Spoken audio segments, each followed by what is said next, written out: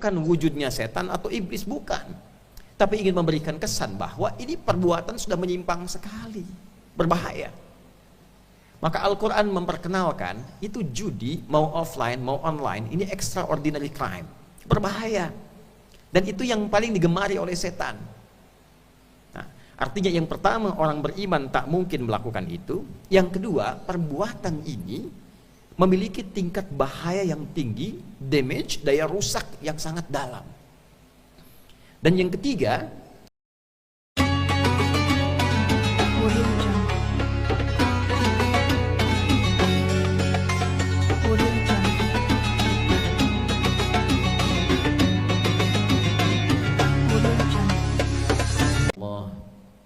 أحباب الله وأحباب رسوله صلى الله عليه وسلم أوصي نفسي وإياكم بتقوى الله فقد فاز المتقون فلا تموتن إلا وأنتم مسلمون فقال تعالى يا أيها الذين آمنوا اتقوا الله حق تقاته ولا تموتن إلا وأنتم مسلمون.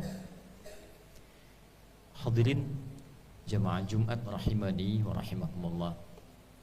Alhamdulillah, kita mengawali pertemuan Jumat ini dengan bersyukur kepada Allah Subhanahu wa taala masih diberikan anugerah keimanan dan masih diberikan kemampuan dengan iman itu untuk menampakkan iman kita dalam wujud amal saleh berupa penunaian ibadah Jumat di hari ini tanggal 20 Jumadal Ula 1446 Hijrah bertepatan dengan 22 November 2024 Masehi.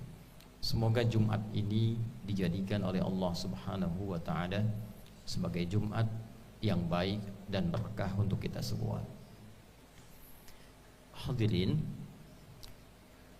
seorang sosok sahabat yang begitu jenius, visioner, tegas, sekaligus juga memiliki sifat kasih yang begitu dalam, yaitu sahabat Umar bin Khattab radhiyallahu ta'ala anhu. Sahabat mulia, dekat dengan Nabi, hidupnya menemani Nabi, bahkan menjadi mertua Nabi, bahkan dikuburkannya pun di samping Nabi SAW dengan satu sahabat lain terkasih Nabi, yaitu sahabat Abu Bakar As-Siddiq radhiyallahu ta'ala anhu. Hadirin, Umar mengamati landscape masyarakat jahiliyah pada masa itu dan mulai menganalisis sebab-sebab terjadinya ketimpangan, tindakan kriminal dan penyakit-penyakit sosial. Mengapa sering ada perselisihan? Mengapa sering ada pertengkaran? Mengapa muncul pencurian? Mengapa muncul kemudian perampokan, bahkan pembunuhan, zina? Dianalisis oleh Umar, kesimpulannya ada kegiatan-kegiatan, aktivitas-aktivitas yang merusak akal. Ma khamaral aqla, sesuatu yang merusak, mencederai, bahkan boleh jadi menghancurkan fungsi berpikir. Dan di antara aktivitas itu dianalisis oleh beliau, ada bentuknya mabuk-mabukan, minuman keras, ada bentuknya perjudian. Maka dari hasil analisis ini, sejalan dengan nafas kebaikan yang dibawa oleh risalah Islam, Umar bin Khattab radhiyallahu ta'ala anhu mengajukan permintaan kepada Nabi sallallahu alaihi wasallam untuk memohon agar disegerakan turunnya ayat yang dengan ayat itu memberikan satu pengikat kuat pada orang beriman agar menjauhi sumber-sumber penyakit itu, perbuatan menyimpang itu, agar yang pertama orang-orang beriman menunjukkan kebenaran imannya itu bahwa Islam selalu mengantarkan pada kebahagiaan, kesuksesan dan kebaikan dalam berkehidupan. Di saat yang sama juga dengan adanya aturan tegas itu diharapkan kehidupan bermasyarakat menjadi tentram, jauh dari pertengkaran lagi, jauh dari pencurian lagi, tindakan kriminalitas menurun, Dan ini sesungguhnya nafas dari wujudnya syariat Islam, jalan keislaman yang benar, yang memberikan pedoman berkehidupan yang mencerahkan dan berkemajuan. Maka dalam konteks itu, turunlah kemudian setelah 3 kali proses, turun yang keempatnya, proses yang sangat tegas, yang sangat kuat, dengan turunnya Al-Quran, surah kelima Al-Ma'idah, di ayat 90 sampai dengan 91.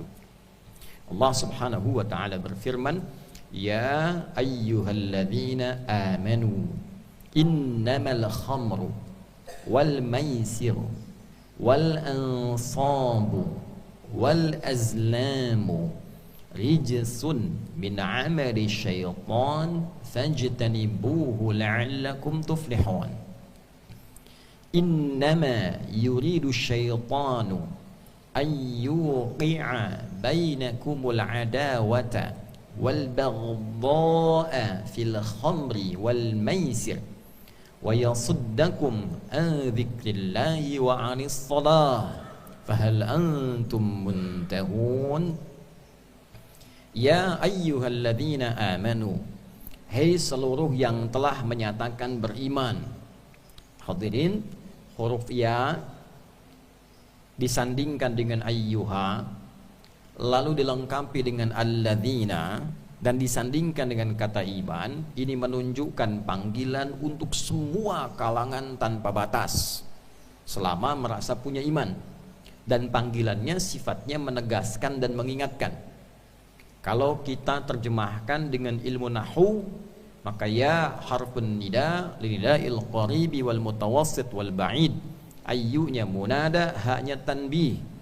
Ya, huruf memanggil dengan jarak yang dekat, menengah dan jauh, untuk diingatkan dan ditegaskan. Siapa yang diingatkan ditegaskan itu? Alladzina, semua orang tanpa batas.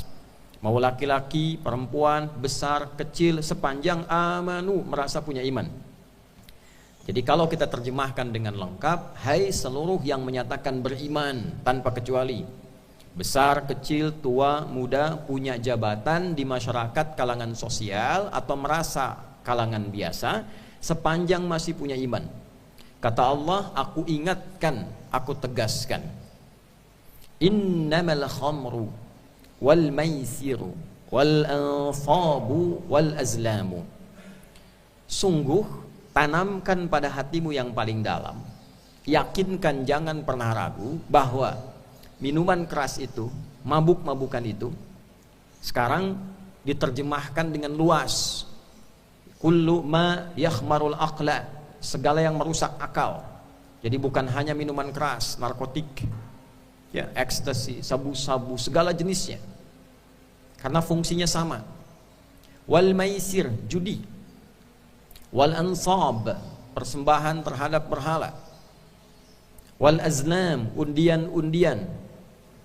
Rijsun min amali syaitan, itu perbuatan kotor, termasuk yang digemari oleh setan, aktivitas-aktivitas setan yang digemari oleh setan. Fajtanibu, maka sepanjang kalian merasa beriman, iman itu akan mendorong pemiliknya untuk menjauhi perbuatan tersebut. La'allakum tuflihun, kenapa dijauhi? Supaya kalian cenderung sukses dan bahagia. Hadirin, ayat ini memiliki makna yang sangat dalam. Setidaknya pada ayat 90 ini ada 3 arti yang pokok, 3 makna utama. Yang pertama, untuk menegaskan keimanan seorang hamba, sekaligus menunjukkan identitas keberimanannya kepada Allah. Salah satunya ditujukan, sekali lagi, salah satunya ditunjukkan dengan menaati perintah Allah dan menjauhi larangannya. Dalam hal ini salah satu bentuk ketaatan kita kepada Allah sebagai penanda iman. Satu, orang beriman itu tidak mungkin minum minuman keras. Orang beriman itu tidak mungkin terlibat narkotik. Orang beriman itu tidak mungkin ikut-ikutan judi dengan segala bentuknya, apakah offline, apakah online. Jadi tidak akan pernah terlibat orang beriman sepanjang punya iman ikutan judi atau persembahan atau ikut undi-undian. Nah, ini pemahaman yang pertama. Jadi kalau ada orang beriman dalam konteks ini terlibat dalam judi misalnya, terlebih dalam sekarang eranya serba online, pesan makanan online, terhubung online. Sekarang kita menginginkan komunikasi online, meeting online, sehingga maksiat pun online. Sekarang mencuri online, menipu online, judinya pun online. Nah, sepanjang kita merasa punya iman, sepanjang iman ada dalam diri kita, mau laki-laki mau perempuan, iman itu akan menuntun pemiliknya tidak akan pernah terlibat dalam judi online. Itu dasar yang pertama. Jadi kalau ada orang mengatakan saya beriman dan masuk dalam perangkap judi itu, maka ini menunjukkan ada yang kurang optimal dalam keimanannya, ada yang lemah dalam imannya, ada yang perlu dikoreksi, ada yang perlu dievaluasi. Ini standar pertama ketika ayat Al-Quran dibuka dengan iman. Demikian standarnya.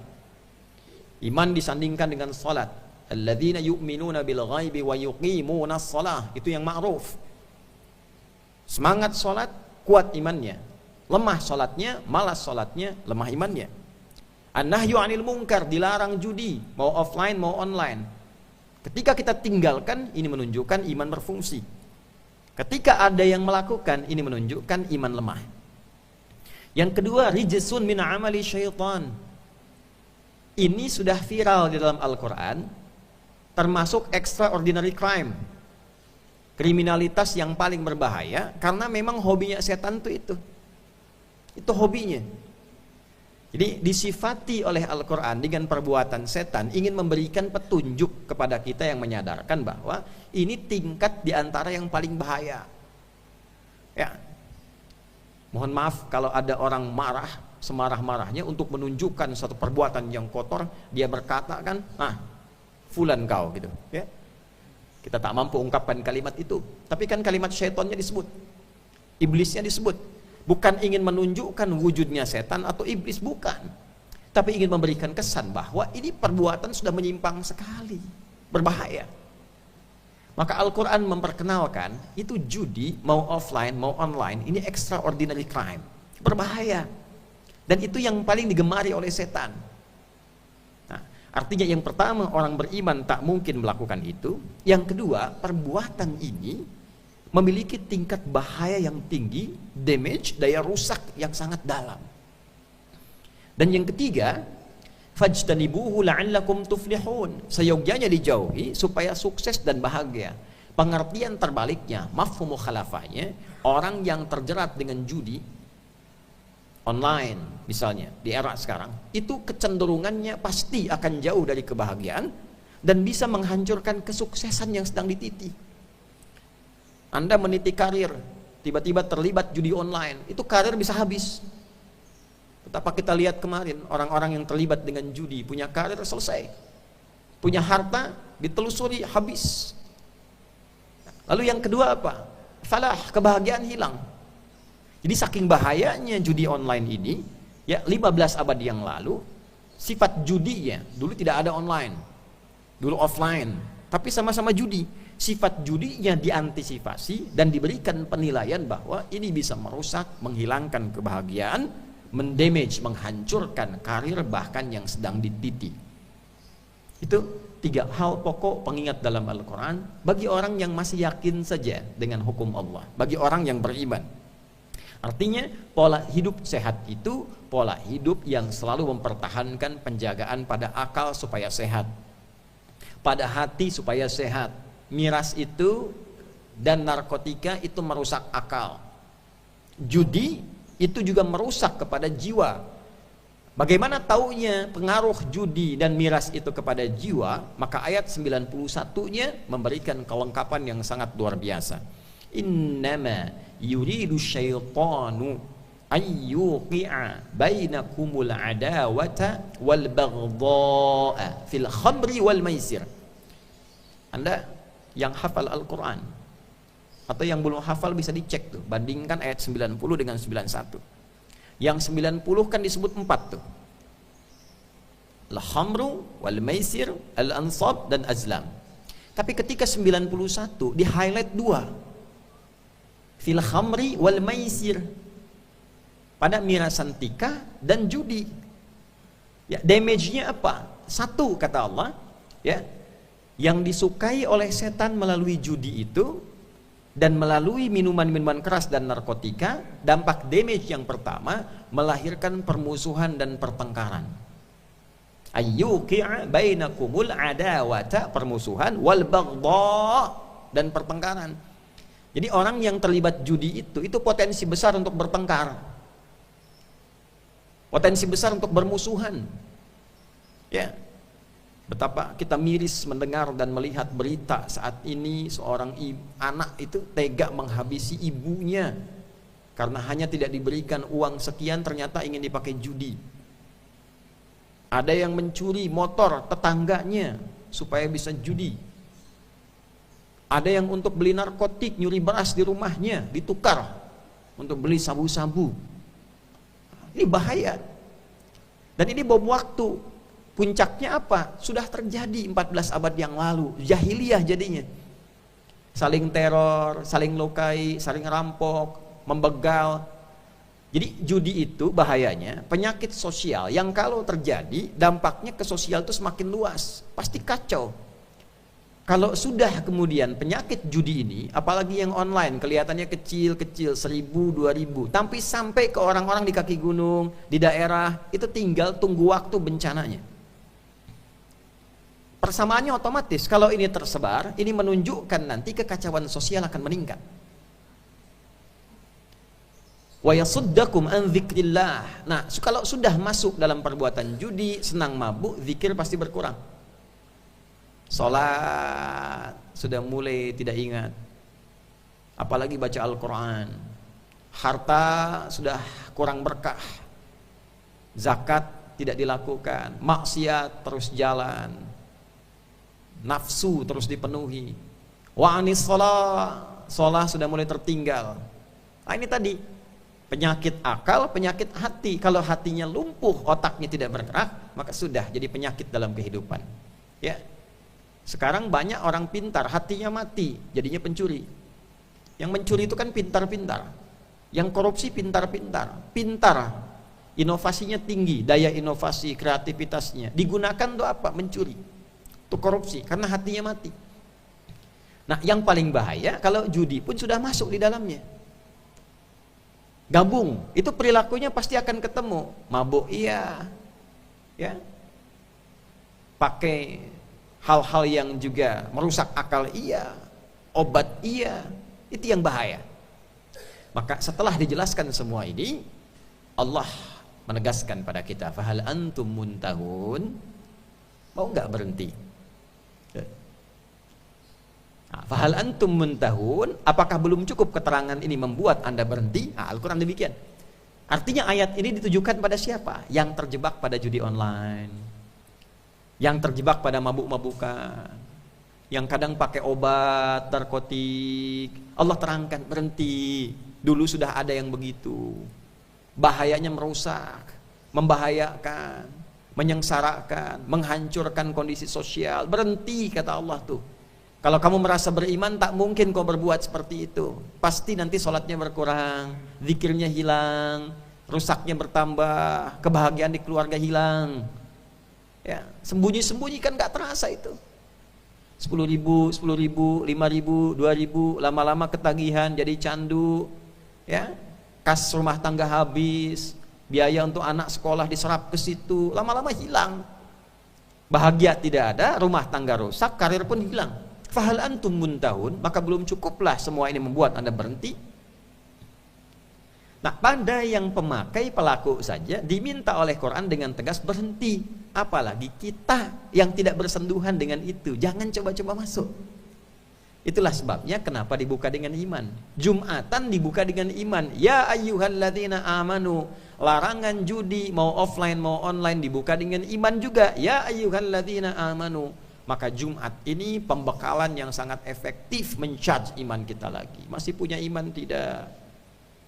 Malu di hadapan Allah, punya iman kok judi, punya iman kok mabuk gitu, punya iman kok menipu, punya iman kok ikut lotre. Ditanya oleh Quran, punya iman enggak? Masa punya iman berbuat begitu? Dibukanya dengan kalimat iman. Nanti kalau sudah jadi penyakit, nanti larangannya pakai iman lagi. Ya ayyuhalladzina amanu la yaskhar qaumin qaum. Hai yang merasa punya iman, jangan saling mencela. Katanya beriman kok dipakai mencela imannya, dipakai merusak. Nah itulah hadirin sekalian, apa yang Al-Quran sampaikan selalu akan berkesesuaian dengan kondisi yang kita hadapi di setiap era, di setiap masa. Ini menunjukkan bahwa Al-Quran itu betul-betul kalamullah, firman Allah, bukan ciptaan Nabi, bukan makhluk. Mustahil ada petunjuk kehidupan yang selalu berkesesuaian dengan eranya, dengan kebutuhan masyarakatnya. Ini menunjukkan orisinalitas Al-Quran. Al-Quran firman Allah, pedoman berkehidupan, dan bersyukurlah kita bahwa Al-Quran adalah kitab suci kita, agama kita Islam. Ini menunjukkan juga kebenaran Islam karena seluruh pedoman berkehidupannya selaras dengan kebutuhan kita dan menjaga kita agar selalu dalam keadaan baik dalam berkehidupan. Barakallahu li wa lakum fil Qur'anil azim wa nafa'ani wa iyyakum bima fihi minal ayati wa dzikril hakim. Taqabbala minni wa minkum tilawatahu innahu huwas sami'ul alim. Ud'ullaha yastajib lana wa lakum jami'an.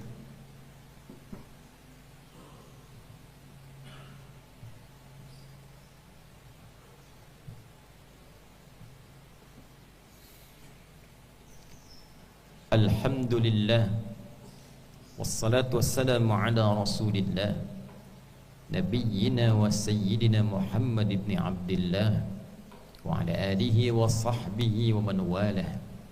Faya ibadallah, usi nafsi wa iyyakum bitaqwallahi faqad fazal muttaqun.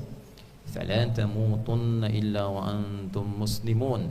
Faqala ta'ala ya ayyuhalladzina amanu taqullaha haqqa tuqatih wa la tamutunna illa wa antum muslimun.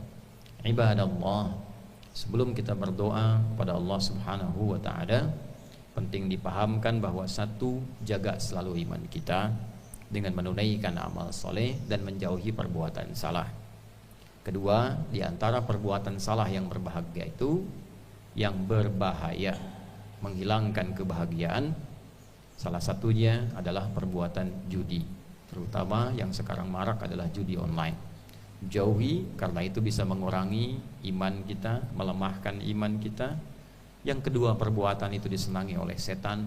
Dan yang ketiga, perbuatan itu meruntuhkan karir kesuksesan yang kita titi dan juga melenyapkan kebahagiaan yang mungkin sedang kita raih.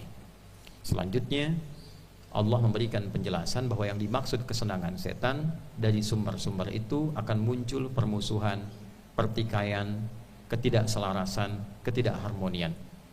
Khatib ingin melengkapi sedikit. Dalam rumus al-ibratu bi umumil lafzi la bi khususis sababi, beberapa ulama memberikan catatan. Jadi sekalipun bukan judi online, sekalipun bukan judi offline atau onsite, sekalipun juga bukan terkait dengan mabuk-mabukan, sepanjang melahirkan permusuhan, pertengkaran, maka spiritnya jauhi. Suka debat yang menghasilkan pertengkaran, jauhi. Berkata-kata yang menuju potensinya kepada permusuhan, jauhi. Untuk itulah kemudian kita diharapkan tetap tegar dalam sholat. Di situ ada dua amalan, zikir dan sholat. Ya, kalau sedang kurang rizki, jangan berjudi. Mendekat kepada Allah, wasta'inu bisabri wassalam. Perbaiki sholatmu. Ya, tingkatkan takwamu. Wa may yattaqillaha yaj'al lahu makhraja wa yarzuqhu min haitsu la yahtasib. Kembali kepada Allah. Jangan terjerumus kepada judi. Solusinya yang pertama dari kita pribadi, tingkatkan zikir, dekati Allah, perbaiki keadaan sholat kita.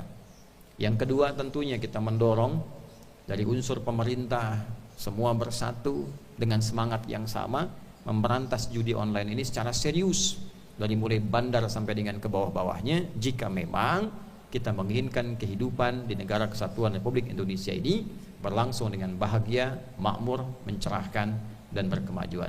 Untuk itu mari kita berdoa kepada Allah Subhanahu wa ta'ala agar kita diberi kekuatan yang baik, menegakkan kemakmuran, menegakkan kesuksesan, dan juga kema'rufan dalam hidup kita, serta menjauhi perbuatan mungkar yang dilarang. Innallaha wa malaikatahu yusalluna 'alan nabi يا أيها الذين آمنوا صلوا عليه وسلموا تسليما. اللهم صل وسلم وبارك على هذا النبي الكريم نبينا وسيدنا محمد الأمين وعلى آله وصحبه وذريته وأمته إلى يوم الدين. اللهم اغفر للمسلمين والمسلمات والمؤمنين والمؤمنات الأحياء منا والأموات إنك سميع قريب مجيب دعوات ويقاضي الحاجات.